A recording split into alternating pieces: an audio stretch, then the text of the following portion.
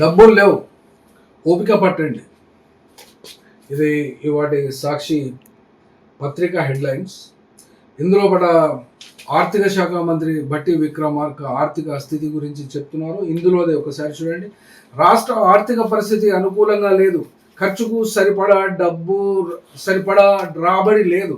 ఆదాయానికి వ్యయానికి మధ్య నెలకు 2,200 కోట్ల వరకు అంతరం. కొత్త పథకాల అమలు సాధ్యం కావడం లేదు.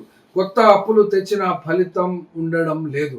తదితర అంశాలన్నీ కూడా ఆర్థిక పరిస్థితి గురించి బహిర్గతంగా ఖరాఖండిగా బయటికి తనకు ఏ మాత్రం బాధ్యత లేనట్టుగా, తమకు ఏ మాత్రం సంబంధం లేనట్టుగా, ఒక బ్యాంకు ఉద్యోగిగా, లేకుంటే ఒక కొమటి దుకాణం నడిపేటువంటి వ్యక్తిగా, లేకుంటే ఒక దగ్గర తీసుకుని వచ్చి మరొకరికి ట్రాన్స్ఫర్ చేసేటువంటి పోస్ట్ ఆఫీసర్గా, లేదా ఒక ఫైనాన్సర్గా మాత్రమే ఇక్కడ మాట్లాడినట్టుగా ఉంది. కానీ ప్రజల చేత ఎన్నుకోబడినటువంటి ఒక ఎమ్మెల్యేగా, తర్వాత ఆర్థిక మంత్రిగా తమ బాధ్యతలను నెరవేర్చినట్టుగా లేదు. ఇప్పటి వరకు చెప్పగలుగుతున్నాము, ఈ యొక్క తెలంగాణ రాష్ట్రమే కాదు, ఆంధ్రప్రదేశ్ ఏర్పడి 50 సంవత్సరాల నుండి ఇప్పటిదాకా ఏ ప్రధానమంత్రి కానీ, ఏ ముఖ్యమంత్రి కానీ, ఏ ఫైనాన్స్ మినిస్టర్ కానీ ఇంతవరకు ఇంత ఓపెన్గా, ఇప్పుడు రేవంత్ రెడ్డి కూడా చాలా సందర్భాలలో చెప్పడం జరిగింది. అంటే ఏమి చెప్పదలుచుకున్నారు అనబడే సూటి ప్రశ్న.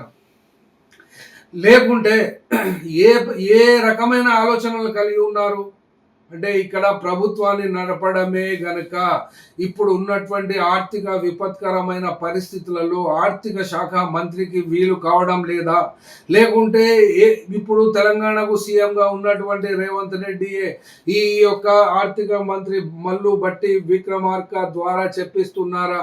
అసలు ఏమి ఉద్దేశం ఇది చెప్పడానికి గల కారణాలకు సంబంధించి మరి మీకు ఈ ప్రభుత్వాన్ని నడపడం చేత కావడం లేదా, లేకుంటే మీ దగ్గర సమర్థత లోపించిందా అనేటువంటి ప్రశ్నలు వస్తున్నప్పుడు ఒక సిన్సియర్గా, సీరియస్గానే, ఎందుకంటే ఇటువంటి ప్రకటనలు గత 50 సంవత్సరాలలో ఎక్కడ ఎవరు కూడా చేసిన దాఖలాలు కనపడలేదు. ఇప్పటి వరకు తెలంగాణ రాష్ట్రాన్ని నడిపించినటువంటి వాళ్ళు కానీ, ఉమ్మడి ఆంధ్రప్రదేశ్ తెలంగాణ కలిసి ఉన్నప్పుడు చేసినటువంటి ముఖ్యమంత్రులు కానీ, అంతకుముందు బ్రహ్మానంద రెడ్డి కాలం నుండి ఇప్పటి వరకు కూడా రాజకీయాల పట్ల అవగాహన కలిగి ఉండి దృష్టి కలిగి ఉండడం పటి నుంచి ఇప్పటిదాకా కూడా ఏ ముఖ్యమంత్రి కానీ, ఏ ఆర్థిక శాఖ మంత్రి కానీ ఇప్పటి వరకు చెప్పలేనటువంటి స్థితిలో మరి ఏమి తెలుసుకున్నారు అంటే, కాంగ్రెస్ పార్టీలోనో లేకుంటే తెలంగాణ అసెంబ్లీలోనో సమర్థుడైనటువంటి ఈ ఆర్థిక స్థితి నుండి రాష్ట్రాన్ని గట్టెక్కించడానికి ఒక ఆర్థిక శాఖ మంత్రి కావాలను అని ప్రకటన ఇవ్వండి,